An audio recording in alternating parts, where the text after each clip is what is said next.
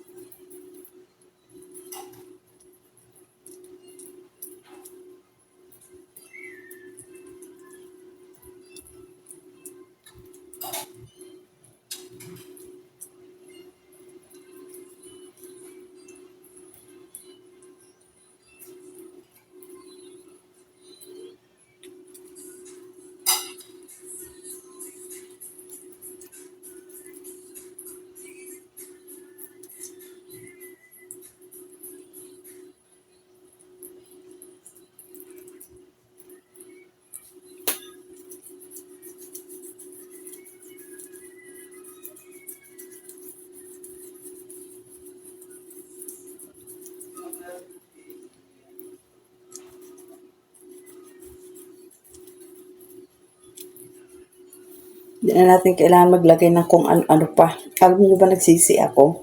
Kasi yung kaibigan ko dito, may nagustuhan siya na cream, panglagay sa kilikili, sa mga singit-singit, diba?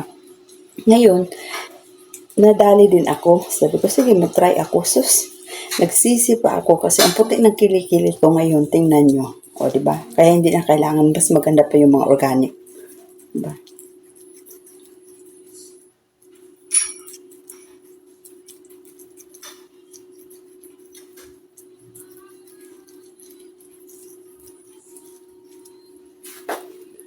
Minsan, pag naliligo ako, naglalagay ako minsan ng baking soda.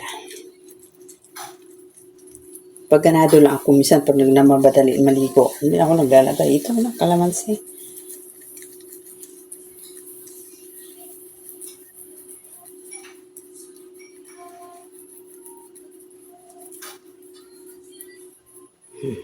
Babad muna natin.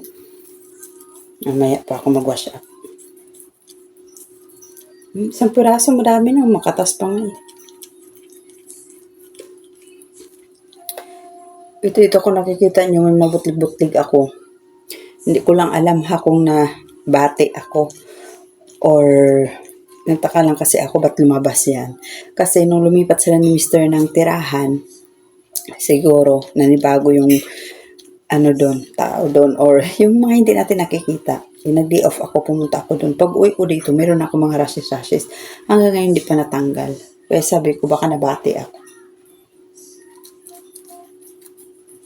Nagtaka ako kasi wala talaga ako pimples. Hindi ako pimpulin. Tapos ngayon, sabi ko, pimple siya. Ayan, tagal na wala kaya. Ang sisi ako. Sabi ko, sa tubig? Hindi naman siguro kasi okay naman sila doon. Yung asawa ng driver doon, okay yung mukha niya. Wala naman rashes kung sa tubig. Siguro nga nabati ako.